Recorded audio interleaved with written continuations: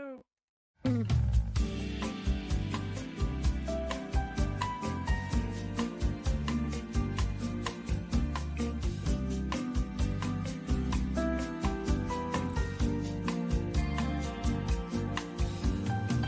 Hello there, boys and girls, and welcome to another edition of Jazzand.Coffee, coming to you from the studios of the Moth FM here in Chester, in the UK. My special guest today is Andrew New, and we'll be bringing him on very, very shortly. In the meantime, this is a brand new track from Robert Vasquez. It comes out today. It's called something in Spanish, but in the meantime, the English equivalent is What a Difference a Day Makes.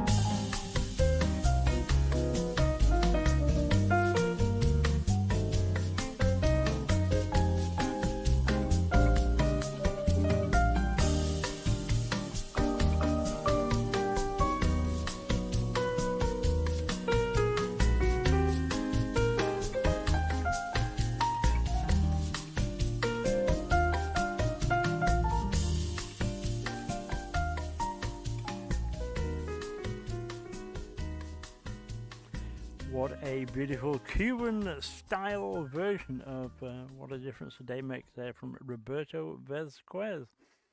Now, over the last couple of months, we've been having quite a big thing on the big band. And Andrew New is, well, he's one of these guys. Here's his piece, Juggernaut. I'm sure you'll quite enjoy this one.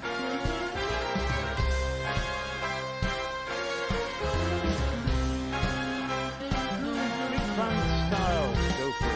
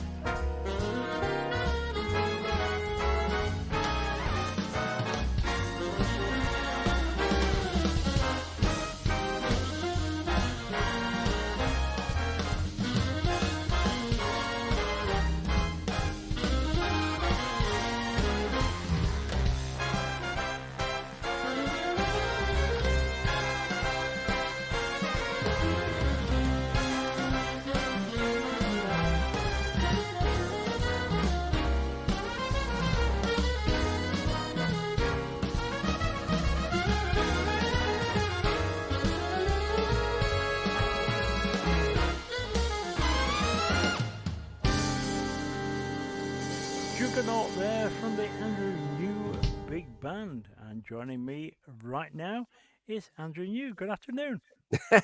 Good afternoon to you. Good evening, I guess. Well, good evening to us, yes. I don't know, whatever it is.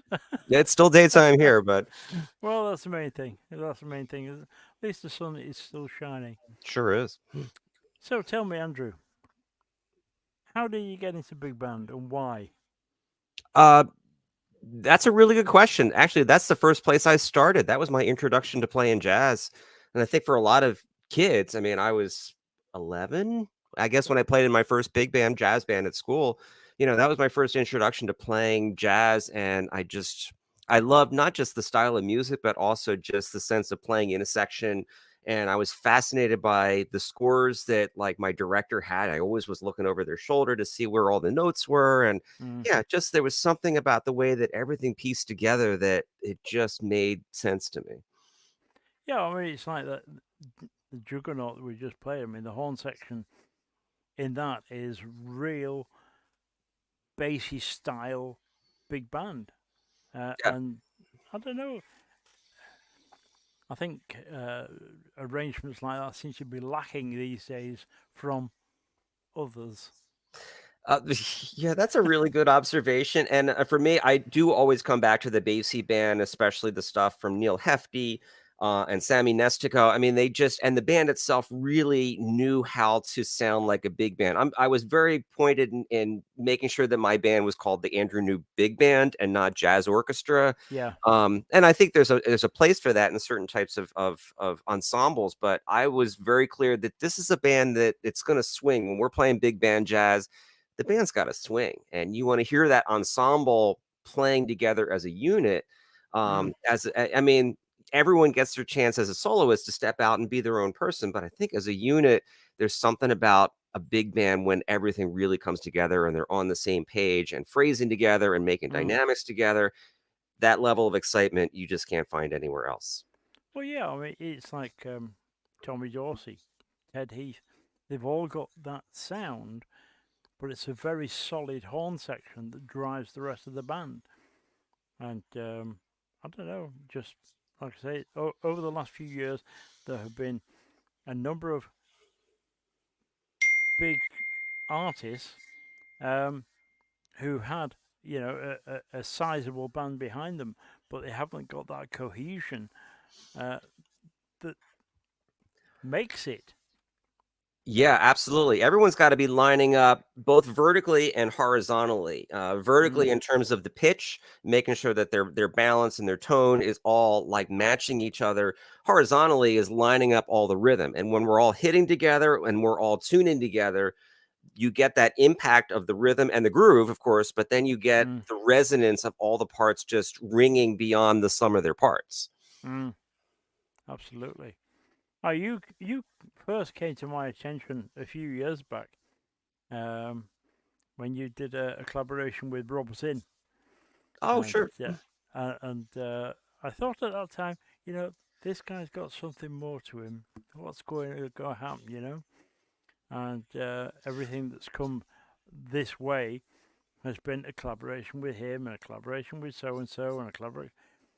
Because now that you've got your big band, you've had a couple of solo albums as well in smooth jazz, and you've got a new track out, After Party, that we'll discuss later. Uh, in the meantime, I've got lined up a couple of other big bands off of that album, the Catwalk album. Blue Sesame. What what was the inspiration behind that? That's some piece. Oh, I'm glad you like that one. Yeah, you know what? That was actually I guess you could say it's the oldest tune on the album, in as much that it was the first tune that I wrote that was recorded on that record. It was sort of a collection of music that I wrote within a sort of a maybe about a 5 or 6 year period, but that one predates all of that one. Um, and yeah, I mean, the story is actually if you're familiar with the TV, it's a children's TV show called Sesame Street. Yep, Okay. indeed.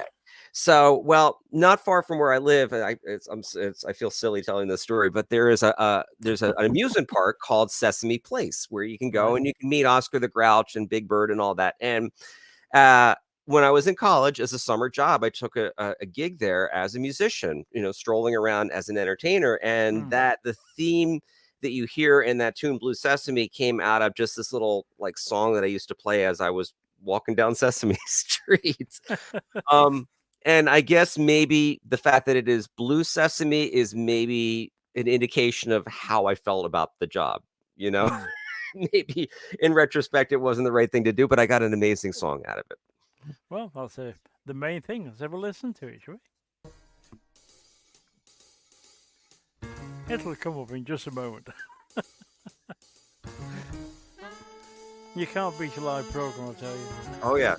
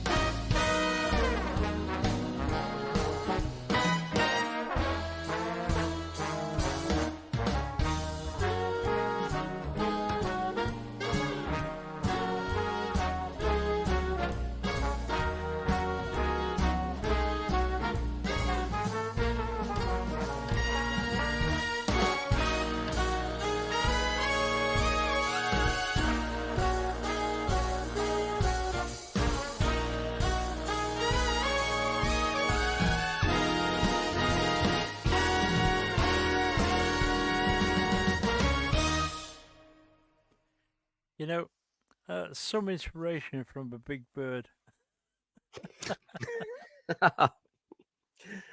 Yeah, that was a funny time. Yeah, I mean, it's just so everything quintessential big band all in one go. Um, I it reminds me of Brian Culbertson had a track out a couple of years ago now. It was called Walking in Chicago, and he'd gone for basically an early morning stroll round the block of his house, and it was just plodding. It was it was such a simple piece, but the all-encompassing of the Brian Culbertson sound, if you like, Sure. just made it something really, really sweet and special. Well, I think a lot of groove comes out of just the physicalization of movement. I mean, whether it's Mm. dance or whether it's walking or running, or for me, I'm actually a bike rider, and I've probably come up with more than half of my songs while actually out on the bike. And when you're feeling that groove and that rhythm, and I know Mm. runners feel this way too, because a lot of times they'll hear songs in their head while they're running to maintain a specific pace. Yeah. So they're not running faster than they should in order to make sure they have enough gas at the end of the Mm. race. So, Mm-hmm. yeah, I think it makes sense because you want music to naturally move you, and if you write it from a natural place of movement, then I Mm. think the music will actually connect with people on a sort of a more primal physical level, a subliminal level, even if you will. Mm. Well, you do quite a good job of it, I must admit. Appreciate that.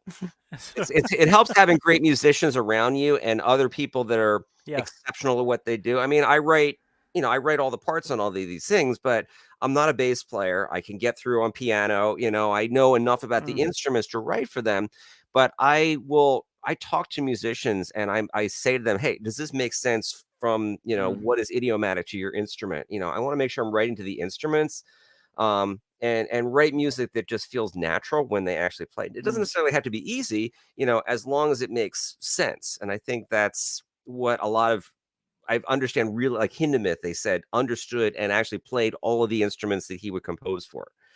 Um, Yeah. I'm not sure I'm at that level yet, but it's funny when musicians are the ones that can be the most um uh unforgiving when it comes to, well, hey Andrew, I'm just playing what you wrote here. And it's like, well, Yeah. yeah, but I Yeah. mean you for to do this. So it helps you. People like that can be annoying in the moment, but they're going to make you better at what you do. And when you surround yourself with people that are better at what they do than you, then you're going to, I think, elevate everyone, not just your own music and your own experience, but music, in a cosmic sense. I mean, Mm. that's why we practice. That's why we perform music. That's why to try to make it better is not necessarily to advance our own ego, Yeah. but to make music as a whole better for everyone who enjoys it and listens to it. Yeah. I remember telling a student many years ago that practice doesn't make perfect. Practice only makes perfect if you practice in a perfect way. If you practice it badly, you'll always be bad. I like that. Yeah, that makes a lot of sense. Yeah, a lot of times people will practice something incorrectly, and then it's harder to unlearn that. Yes, indeed it is. I'll tell my students to don't practice something until you get it right. That's right. Practice something until you can't get it wrong. Well, yeah, that makes sense. I That makes sense. mean, because a lot of times you'll play something, it's like, after getting it wrong, you get it wrong so many times, and finally, yes, I got it. And then the next time you play it, it's wrong again. So, Mm. I mean, and Yeah. we all have those moments, especially as performers, when you find yourself, you play great at home or in the studio, and then all of a sudden you get out in a rehearsal or on stage in front of people, and it doesn't come together. Well, you know, there are factors that you can't control when you get out Mm. there. Mm. You can't see, the lights are in your face, it's hot, it's dry. I mean, you're nervous, all these Yep. elements that you can't control. I think as artists, we try to make sure that we do as much preparation before we going into those situations to try and at least Of have course. some kind of control over it. Mm. And the important thing to remember, of course, is that if you do hit a bum note, do it at the same time, second time round, and then people think it's supposed to be Yeah, I've done that. I've done that. It's like, yeah, I meant to do that. there. Yeah. Can't you tell it was an augmented? Honestly. Yeah, really. Yeah. Yeah, jazz is never having to say I'm sorry. After one. Now, you've got what is this thing called love? It's a backward movement, isn't it? Because you go back to the American Songbook and brought Mhm. it back up to date. I Yeah, like this one. yeah, and Cole Porter is one of my all-time favorite composers. Mm, And I think was always embraced by jazz musicians just because of the complexity of the melodies themselves, the chord progression, and then just the extended compositions. A lot of times his music had very long forms, with verses and choruses, and I mean it's also often equated with the music of Antonio Carlos Jobim. I'm a big fan of Brazilian music, and Jobim was indeed. considered the Cole Porter of Brazil. So Yes. I have seen and started to see all these connections between all this music that I love. Um, I became connected to all this music in so many different ways, but realized that there was something that actually tied them all together, which is probably the reason that I was so attracted to them in the first place. So listen. Let's do it. Yeah, okay. It's easy to say that. Here we go. Awesome arrangement, whatever.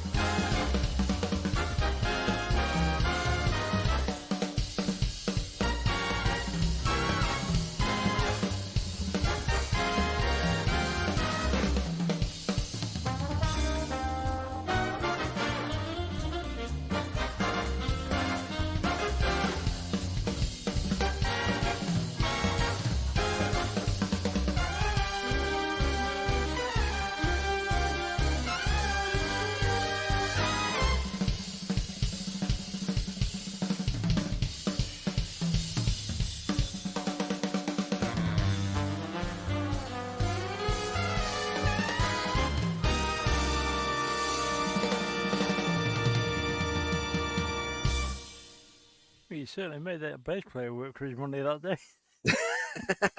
We like the big ending. Oh, well, yeah, indeed. Dear me. So, what else can you tell us about you?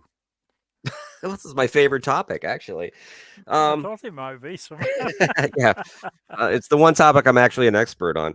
Um, yeah, I mean that's the thing. I mean, I certainly love big band music and writing it but I've also been able to find that balance between doing that and a lot of other styles of music. As I said, I always felt like big band, you could kind of connect so many different styles of music. My parents both played classical music in the house growing up, so I really always had that sound and understanding of that music growing up. And then Mm, I started to hear Coltrane, Charlie Parker, Cannonball Adderley, some really Dexter Gordon. I mean, some of my Stan Getz, of course, with the Brazilian music that I mm, love. And then it was Grover Washington and Sanborn and Michael Brecker. And then I remember hearing the intro to Earth, Wind, and Fire's In the Stone. I mean, these are yeah. just moments that are just so quintessential to me that spoke to me. And I remember these moments the first time I heard them. And I've always found that I can find ways of pulling all of these things into who I am as a musician. Mm, Maybe I have a short attention span. I'm sure that's probably part of the case here. But there's a lot of incredible musicians out there that I think are really versatile and can play a lot of different styles of music. And I've really chosen to embrace that as an artist. Both really going all in with big band jazz as a writer and as a performer and as a band leader, and recording artist, but at the same time also showing my appreciation and love for great contemporary jazz is what I like to mm, call it. Certainly smooth jazz is an element of that, but I grew up with the GRP albums. If you remember that record label from Dave yeah. Grusin, it was such an incredibly diverse roster of artists with people like Arturo Sandoval, all the great supergroups, the Yellow Jackets, the Brecker Brothers, Mm, the Chick Corea Electric Band, the Rippingtons. But then, incredibly diverse solo artists too. A lot of world music as well as just more groove oriented stuff. And David Benoit, Dave Valentine, mm. some great vocalists, Patty Austin, Diane Shore. I toured with her for about 2 years. So it's so great to find a way and be inspired by artists that were really good at a lot of things in an era that you weren't constrained to playing in one genre. And I've really wanted to embrace that. So, I've really tried to find a way of balancing being both a big band jazz composer as well as a smooth jazz artist. And I think you can do that. On your smooth jazz side, what defining moment made you think, "Oh, that's a good sound"? Um, I think it was definitely the GRP stuff, Grover Washington, Spyro Gyra, Mm, David Sanborn. I heard Brecker Brothers from very early on and recognized that this is stuff that could be very accessible because it was so funky and groove based to people that were not yeah. necessarily musicians. But as I got older as a musician and a little bit more knowledgeable and had developed my ears, I started to realize that the complexity that could be there while still being accessible to people that aren't necessarily only interested in hearing jazz. And sort of a backhanded compliment, people will come up to at the end of a show and say, "Yeah, I don't really like jazz, but I really like what you're doing." So I think so often jazz musicians find themselves playing for other musicians, other jazz musicians, and Hmm. my goal is to try and find a way of bringing good quality music. I don't think I've dumbed down my music, but I've tried to find those universal elements that people who are not specifically jazz listeners will still find something in there that will speak to them and compel them to want to stick around and hear more. And I think you can do that with both the power of a large ensemble as well as just the positiveness and the feel goodness and the groove. I mean, the stuff grooves. That's, as It's I got to said, be that a good groove. yeah, I mean, that's that like, that's that primal element that people that know nothing Mm, about music, they just know it makes them feel good. When you yeah. start people physicalizing what you're doing, you've connected with them on a physical level, even from being across the stage from them. And I think that's important to maintain the genre, or Hmm. just instrumental music in general is to make sure that this isn't an exclusive club for people that only play this music, and it can be something that can be um, appealed by people that just like good music. Okay. So your latest offering, After Party. Why after party? Why not during the party while the groove is happening? um, no, that's a, that's it's often the titles are the last thing that comes. I know some songwriters who write with lyrics often will start from a title as the Mm. starting point of how they begin a tune. Often that's the last thing we come up with. So interesting. I do want to, before I forget, I want to tie together the trumpet solo we just heard on What Is This Thing Called Love is the same trumpet soloist on After Party. Oh, Good friend of mine named Mike Stever, who is uh-huh. another incredibly versatile musician. He's played with Gordon Goodwin's Fat Band, but he also toured with Brian Culbertson. Right. He's currently been playing with East Bay Soul, and that's Mm-hmm. Greg Adams' group. Yep. So Mike Stever, incredible trumpet player. We do a lot of recordings together. And but anyway, I was always a fan of the kind of the era and the music of the 1960s. Maybe not the actual 1960s, but like kind of the movie Hollywood version of the Mm. 1960s of Yeah. like the Pink Panther movies and the James Bond movies. And the people who were making music back then, again, it was music that was super hip, but was also had this appeal beyond just other musicians. Quincy Jones, Burt Bacharach, Henry Mm. Mancini, John Barry, who composed many of the James Bond scores. Mm. I thought that there were ways of creating really great, inspiring music that could tell a story, but didn't necessarily have to be, attached to a set of lyrics for it to speak to someone. So I was sort of trying to channel that vibe I was picturing, in these old movies from the 60s of like some cocktail party in a ski lodge somewhere that was probably a Hollywood set somewhere. And there was Mm. like a jazz quartet set up in the corner and Stan Getz did some of those movies, and Paul Mm. Desmond, guys like that would be playing in a jazz quartet at this cocktail party, and that was sort of the image that I had.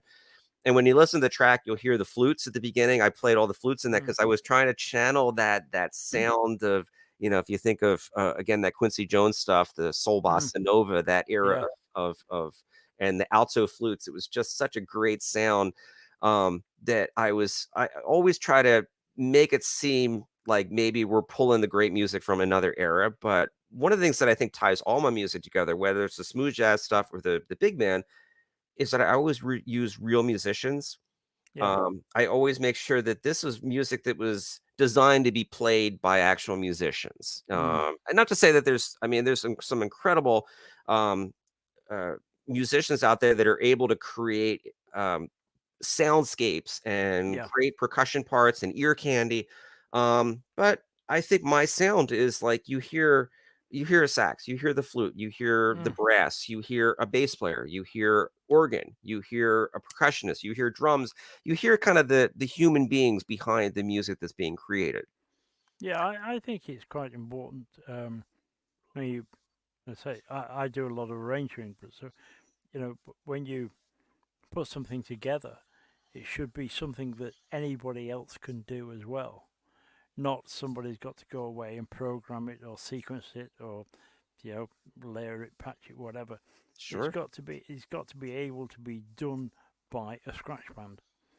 You And know, that's an you incredible I'm sorry, that's such an incredible thing as a musician. I mean, recording artists recreate these recordings that people listen to, or they do concerts that people sit and listen to. As a composer, when you're writing music that can be sent out to bands, all of a mm, sudden people are able to experience your music in a much more connected way because they're actually playing your music.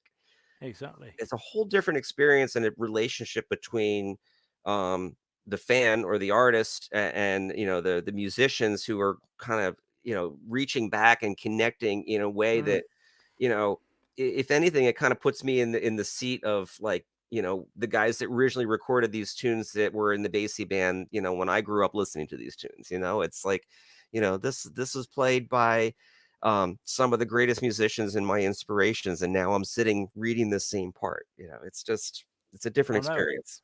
it is. Now I know that you've got to get away because you've got a gig lined up, so we'll go straight in and have a listen to After Party. Do it. Maybe. Here we go.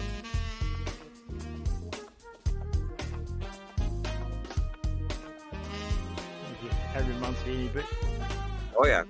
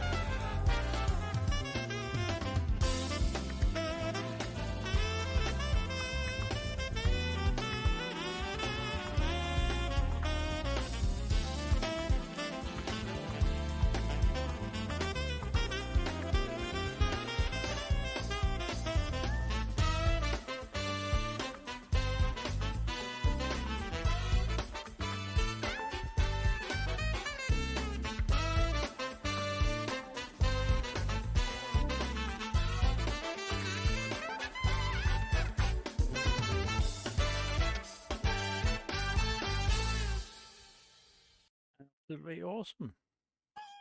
Thanks. Well, thanks very much, young Andrew. I do hope we can meet again at some point in the future. Oh, I hope so. No, this has been a blast. Thank you so much for sharing. By the way, the music sounds great. I'm listening back to it, and it's like good. your feed sounds fabulous. Well, we do try. You'll have to try this system. It's far better than Zoom and all that. It records in 4K, and we're sending it out at 320. Yeah, no, big difference. So it's good. It works. It does the job. Very well. And thank you so much. You do the job very well as well. So thank you. It's nice to be appreciated. Yes, that's all we ask. Oh dear me. Well, as I say, thanks very much for being my guest today, and we'll keep your details on file and pull you up from time to time. You never know how unlucky you can be.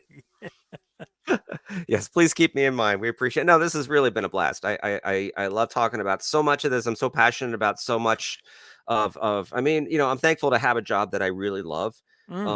So, and to be able to do it in, express myself as a musician in so many different ways, I think is just such a wonderful thing to be able to have in my life. Well, one tries, and as I say, we're always open and available to you. If you got something new coming out, give us a shout. We'll get you on, give you a bit of a shout out, tell us all about it, and whether it's Big Bird prancing across the floor. There we are. Big Bird, big band. I think I see where the connection is. Yeah. You got to make the F's, haven't you? It's okay. Well, thanks very much. I know you got a gig to go to, and this is what we do. We're musicians. We play music. Well, do enjoy yourself. You take care. Thank you. You too, Dr. Glenn. All right. Cheers. Bye. Bye-bye. Right, that was Andrew New. How about that then? I'll carry on with a brand new track from Cara Soul, and this is called Summer Memories. Remember that far back?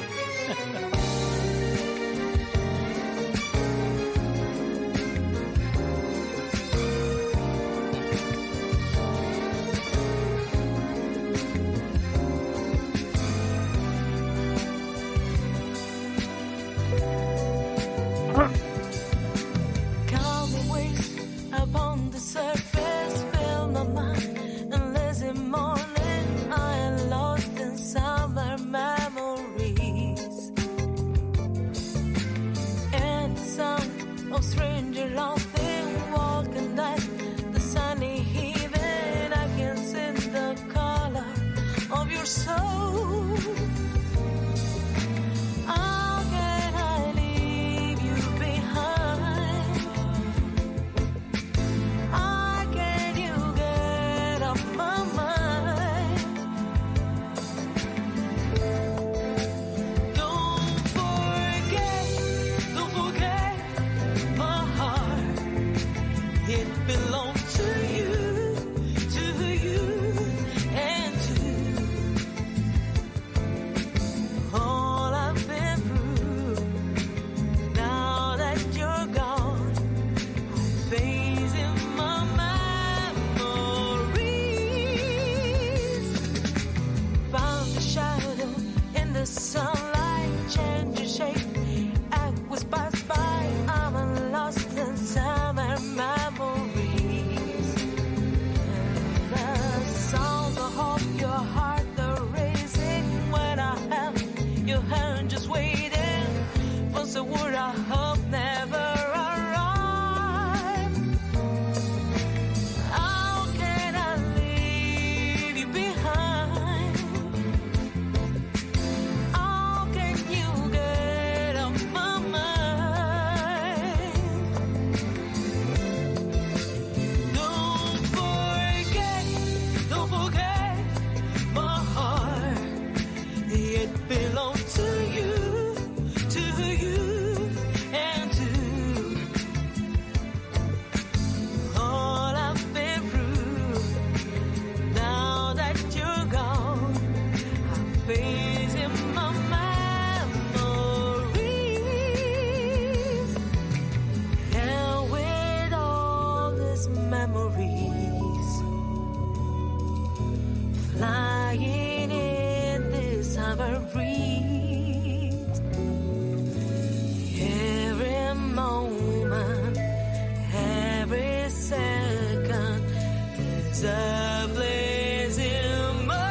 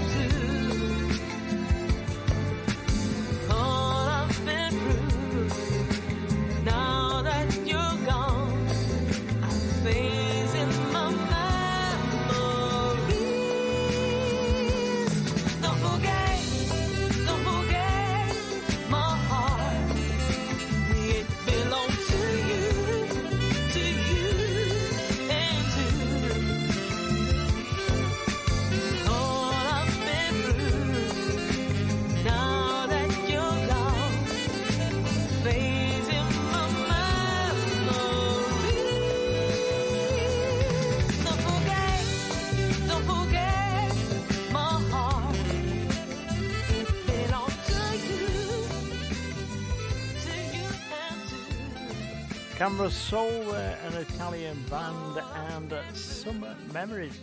Lovely quote there from Martha Zettel. I just enjoyed our interview with Andrew New, and into her big band music, as I thought she probably would be. Our final track of the day is brand new. Well, actually, it's not. It's about a year old. It's from Brian Culbertson. It's called Sandcastles 2. Insofar as Sandcastles actually originally came out, I think it was in October 22.